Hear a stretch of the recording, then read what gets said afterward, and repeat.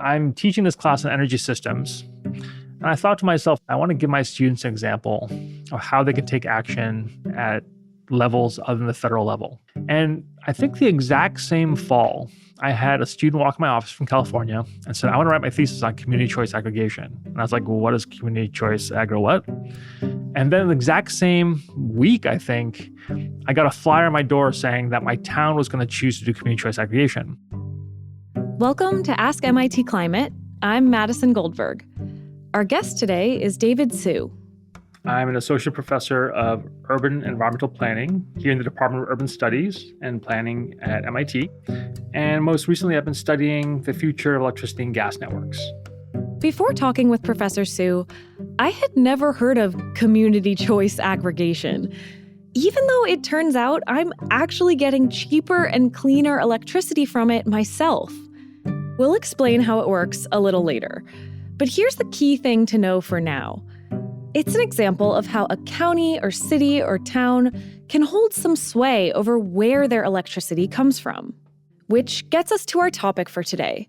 Professor Hsu is going to tell us about ways of getting power to people that are much more local than big, utility-driven grids. And we'll learn what these local models have to offer as the world strives to build cleaner, more affordable, and more accessible energy. But first, a bit of history.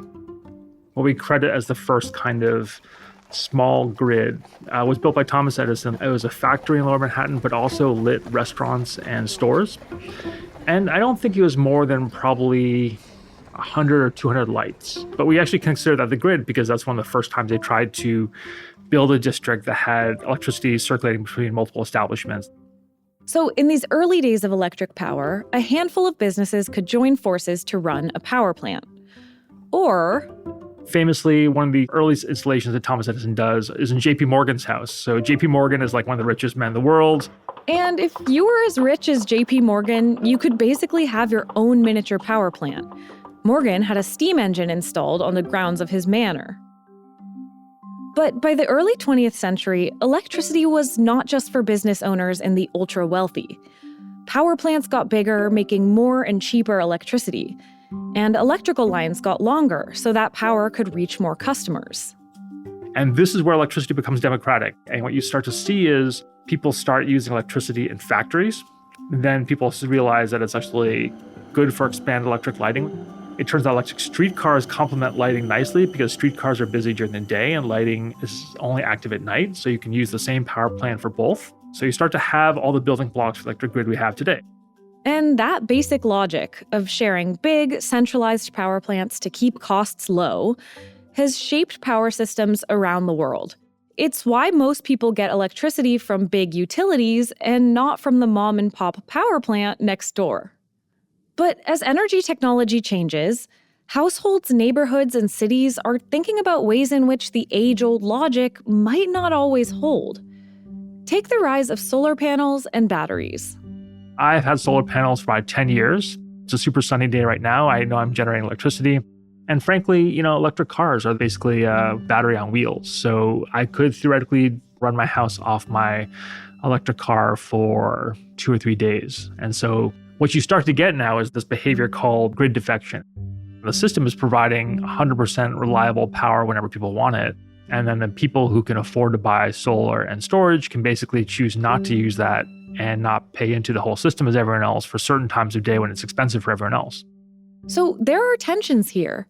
What do more local ways of making and distributing power offer that the large centralized grid doesn't? And what about the other way around? These questions are the most urgent where the grid isn't serving people reliably. A lot of places that don't have electricity systems that are fairly well developed, sometimes the quickest way to get electricity is to simply build a microgrid or a community-level project. A microgrid works like that grid Edison built in Manhattan. You have a local power source and wires sharing the power close by, maybe within one neighborhood or one town. Often, these microgrids link to the wider grid but can also detach, so they don't suffer blackouts, for instance, when a storm takes down a distant power line.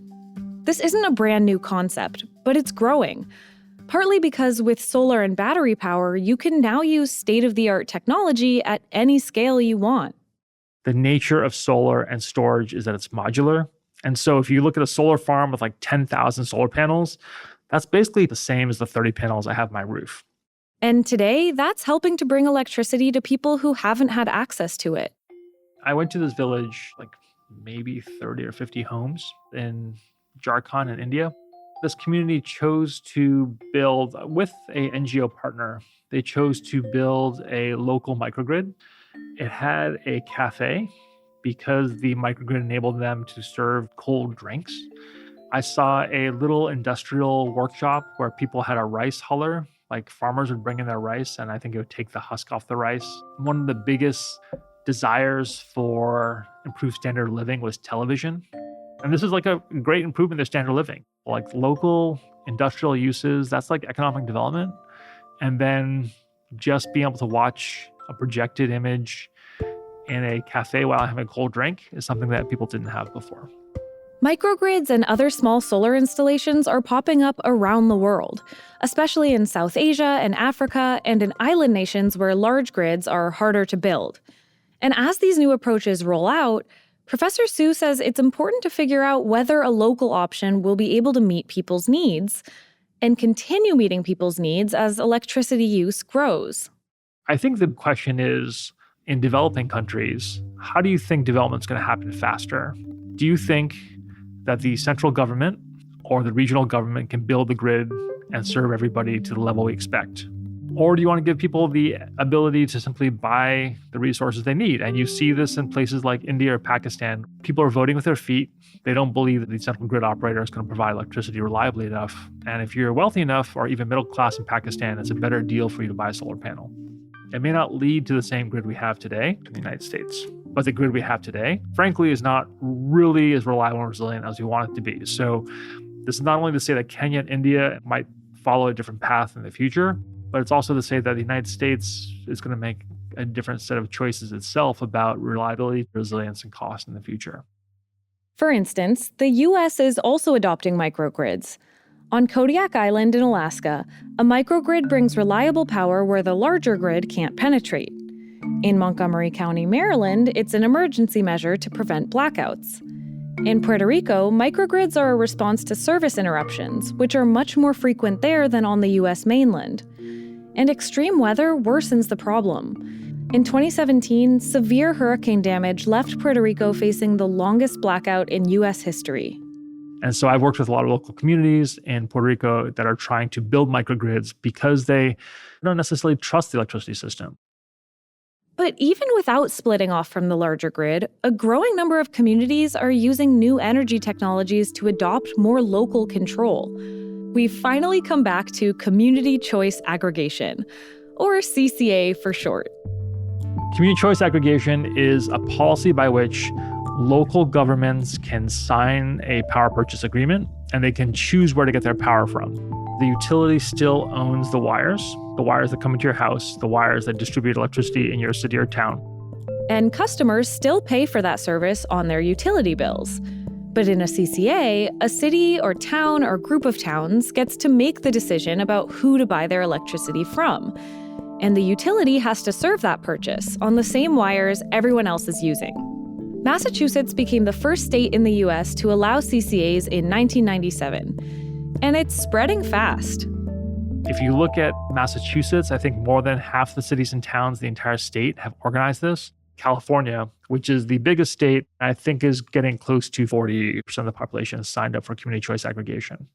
This growth happens to coincide with another big change in our energy system. That's kind of been a happy accident for the time when CCA started, which is greener power has generally been cheaper and getting cheaper all the time.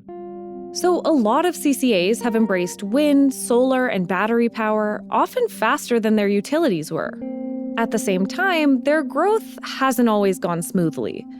Some towns have swung between having CCAs and getting rid of them. And like with homes getting rooftop solar, there has been friction between CCAs and the wider grid.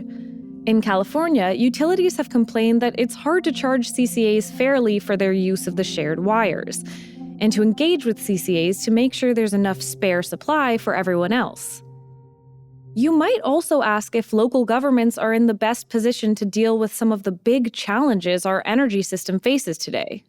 We have electricity demand growth across multiple sectors, not only data centers and AI, which is happening very fast, but we also have electric vehicles, electrification of buildings. These are all going to demand more electricity. These are all macro grid problems. Utilities have access to cheap capital. They have economies of scale. They actually have construction crews that put stuff in the ground, and they already operate the system. So those are 4 pretty big advantages that no individual city or town wants to try to recreate those things. The logic that big power plants and big transmission lines are the cheapest, fairest, and most reliable way to meet demand is still very strong. And yet, we also have challenges and opportunities at more local scales. Solar panels and batteries can be deployed almost anywhere. The growing fleet of electric cars needs somewhere to charge. People need reliable power amid worsening extreme weather. And Professor Su believes newer local models could let people experiment with solutions that a large utility can't or won't try. CCA is just a mechanism for a community to decide where it wants electricity from. Some communities are choosing greener power, but some people want things like cheaper power. Some people want local job guarantees. Boston has put in place its own rate structures to help low-income residents of Boston afford electricity. Some people want more innovation, like in Cape Cod, you're getting building electrification pilots, you're getting CCAs in California building electric vehicle charging networks. CCAs have also built their own small solar farms on places like landfills, airplane hangars, and the rooftops of businesses. These are places that the utility would never choose to build solar, right? It's not like every experiment's guaranteed to work out, but I think if we don't open up the capability to experiment, we're not going to get the innovation that we need. There's no one model of the energy system that's going to work everywhere. But we do know that almost 150 years after Edison's first grid, the design he set in motion is not delivering everything we need. Electricity prices are rising, our reliance on fossil fuels keeps making climate change more extreme, and there are places where people lack access to reliable power. Local solutions won't fill every gap, but maybe they can fill some of them. Ask MIT Climate is the climate change podcast of the Massachusetts Institute of Technology. Aaron Krol is our executive producer and the writer for today's episode. David Lishansky is our sound editor and producer. Michelle Harris fact-checks our episodes, and the music is by Blue Dot Sessions. And I'm your host and associate producer, Madison Goldberg. Many thanks to Professor David Su for speaking with us, and to you, of course, for listening. You can find more episodes of the show at climate.mit.edu. We're also on TikTok, Instagram, and YouTube at Ask MIT Climate. And if you have an energy question, whether it's about something miles away or right on your rooftop, we want to hear about it. Send us an email at askmitclimate@mit.edu.